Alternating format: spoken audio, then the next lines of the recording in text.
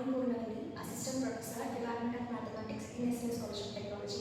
In this video, we are going to see properties of linear invariant system. So, our first property is if the input x of t and its output y of t are related by y of t is equal to integral negative infinity to positive infinity h of u x of t minus u into du, then the system is a linear time invariant. So for this property statement, we have to prove this property statement is right. So for that, we can take our input as x of t, output as y of t, and y of t they define like this. So next we have to prove that the system is linear time invariant. For that, we have to prove, first we have to prove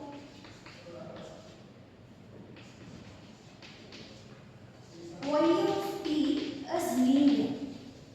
For that, we are taking that x of t is linear. So we know x of t, we can written it as a1 x1 of t plus a2 x2 of t. So we have equation that y of t is equal to integral negative infinity to plus infinity h of u x of t minus u into t. So we have to prove y of t is linear. For that, we are taking this y of t. So from this, you are going to substitute x of t minus u value. So y of t is equal to integral negative infinity to positive. We have to substitute x of t minus u. So for this, we can take x of t instead of t, we can substitute t minus u. So you will get a1 x1 t minus u plus a2 x2 t minus u. I am going to substitute this in y of t and taking this as equation 1. So from equation 1 and substituting x of t minus u value. So I am going to substitute a1 x1 t minus u plus a2 x2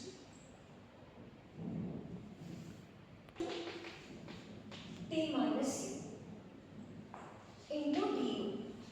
In next step, I am going to multiply this integral h of u into du in both the terms. So I will get integral negative infinity to plus infinity h of u a1 x1 of t minus u plus integral negative infinity to plus infinity h of u a2 x2 of t minus u into d. So from this term, I am going to take a1 outside.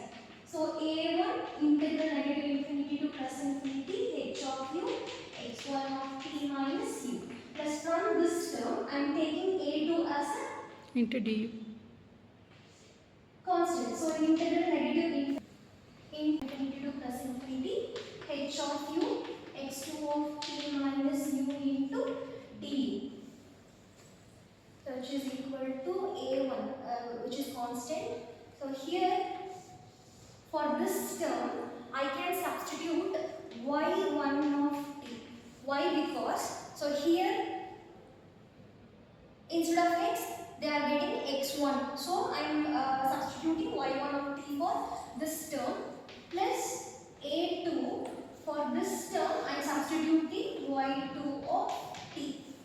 So y of t is equal to a1 y1 of t a2 y2 of t, which is in a linear form. So we can conclude that y of t is a linear one.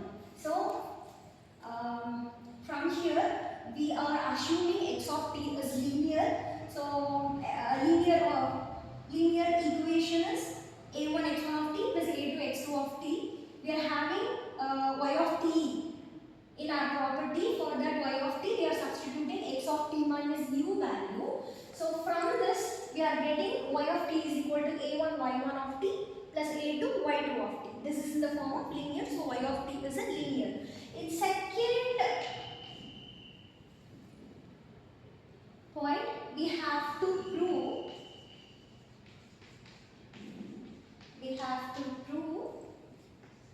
y of t is time invariant.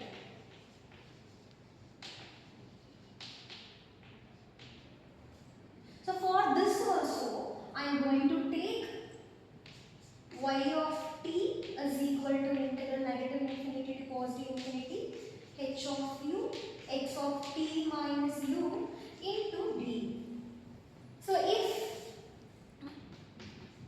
x of t is equal to x of t plus u, so if x of t is equal to x of t plus u in y of t, then y of t is equal to integral negative infinity to positive infinity h of u. So here x of t minus u will become x of,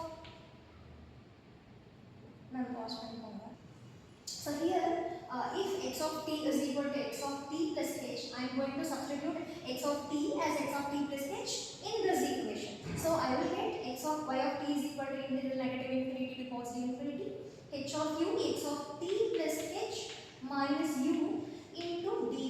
So this looks like y of t plus h. So y of t is equal to y of t plus h. So we can conclude that y of t is a time invariant. So in this proof we have proved y of t is linear and y of t is time invariant for our given y of t and x of t, which is our input and output.